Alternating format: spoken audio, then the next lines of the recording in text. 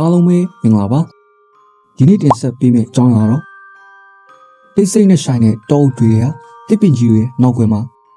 ကျွန်တော်တို့မမြင်နိုင်တဲ့လောကတစ်ခုရှိနေခဲ့ပါတယ်ဒါကတော့အလင်းဆက်လေးလိုပြန်တန်းနေတတ်ပြီးမော်ဆန်တဲ့အတောင်ပံသေးလေးတွေနဲ့ fairy ဆွဲလက်တင်ငယ်လေးတွေပါ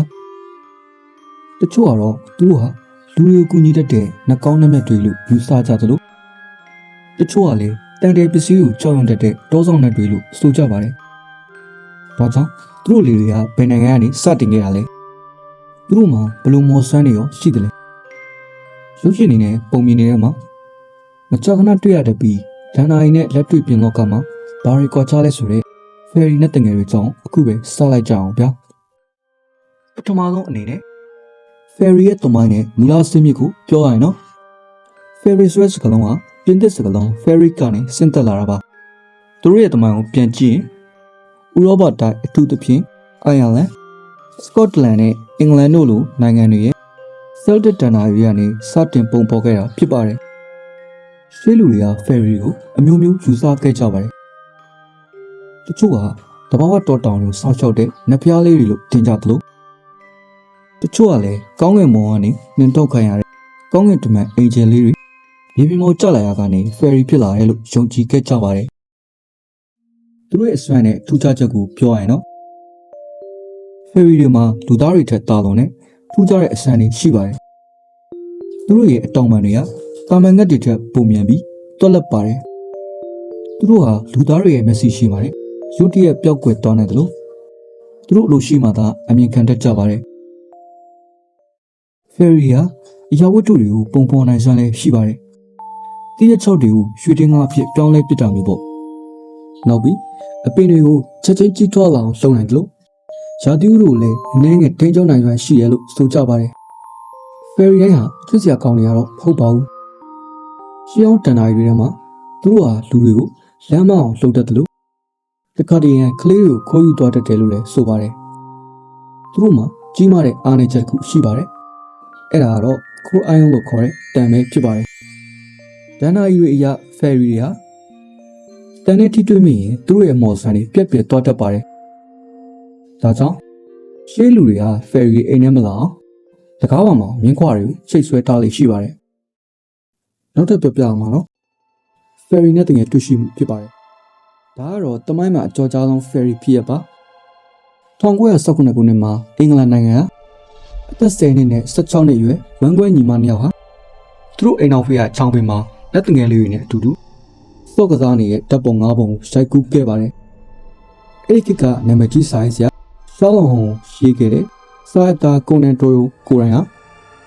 ဒါဟာတကယ်တွေ့ခဲ့တာလို့ယုံကြည်ပြီးသတင်းစာတွေမှာထည့်ခဲ့ပါတယ်။ဆယ်စုနှစ်များစွာကြာပြီးနောက်1980ပြည့်နှစ်မှာတော့ဒီမျိုးသမီးတွေဟာဒါဟာစက်ကူနေညက်ထားတဲ့အယုတ်ပုံကိုအသုံးပြုပြီးနောက်ပြောင်ခဲ့တာလို့ဝန်ခံခဲ့ပါတယ်။ဒါပေမဲ့သူတို့ထဲကတယောက်ကတော့နောက်ဆုံးတပ်ပုံတစ်ပုံကတော့တကယ်တွေ့ခဲ့တာပါလို့တေဂာနီထိပြောသွားခဲ့ပါတယ်။နောက်ထပ်ပြောပြမှာတော့ fairy တွေပါဝင်တဲ့နာမည်ကျော်ရုပ်ရှင်တွေကယေရှုအလာဆောင်ရုပ်ရှင်၅ကားကြောင့်ဖြစ်ပါတယ်။ Number 1 Peter Pan တို့မို့တင်ကောင်ဘဲ series fairy လို့ပြောလိုက်တာနဲ့လူတိုင်းပြည့်မြင်ကြတာတော့တင်ကောင်ဘဲဖြစ်ပါတယ်။ Disney ကထုတ်လုပ်ထားတဲ့ဒီရုပ်ရှင်တွေက fairy ရဲ့နေထိုင်မှုပုံစံသူတို့ရဲ့တောင်းဝန်ဥပမာရာသီဥတုထိန်းချုပ်တာနဲ့အပင်တွေကိုအယောင်ချဲတာဒါတွေကိုအလှဆုံးပုံပေါ်ထားတာဖြစ်ပါတယ်။ Number 2ကတော့ Maleficent ဖြစ်ပါတယ်။ဒီရုပ်ရှင်မှာတော့ fairy တွေကိုတောင်ပံသေးလေးနဲ့မကပဲလူပြောင်နေပါရွယ်စားရှိတဲ့စွမ်းအားကြီး fairy တွေဖြစ်တွေ့ရမှာပါ။ Sleeping Beauty ပုံမြင်ကိုအခြေခံထားပြီး fairy ရဲ့ကျူးကျော်မှုကာကွယ်ပုံနဲ့သူတို့ရဲ့မော်ဆန်တွေကိုအထူးပြုလုပ်ချက်အလန့်စားတွေနဲ့ပြသထားတာပါ။ Number 3 Pan's Labyrinth ဒါကတော့ Dread Fantasy Horror ဘက်ကိုတွားတဲ့ရုပ်ရှင်တစ်ကားဖြစ်ပါတယ်။ဒီထက်က fairy က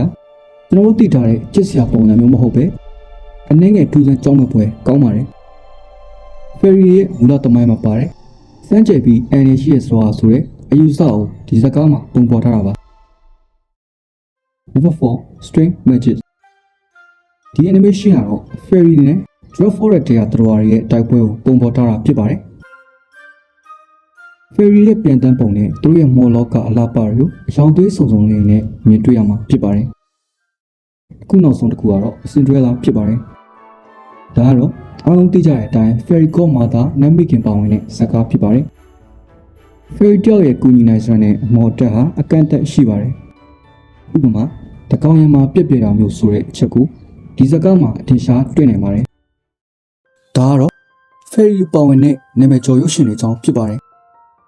တင်ကောက်ဘဲလိုချစ်စရာကောင်းတဲ့ပုံစံမျိုးဟာနဲ့ Maleficent လိုစွာကြည့်ရဲ့ပုံစံ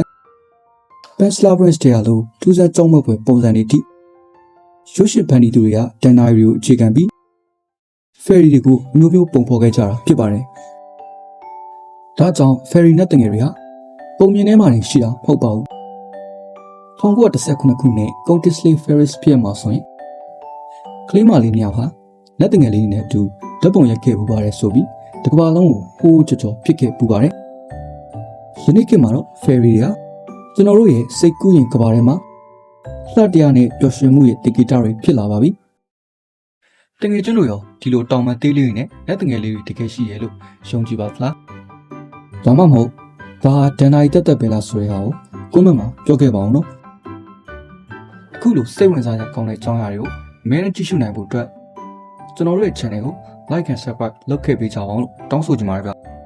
နောက်ဗီဒီယိုတွေမှာပြန်တွေ့ပါမယ်အားလုံးကိုကျေးဇူးတင်ပါတယ်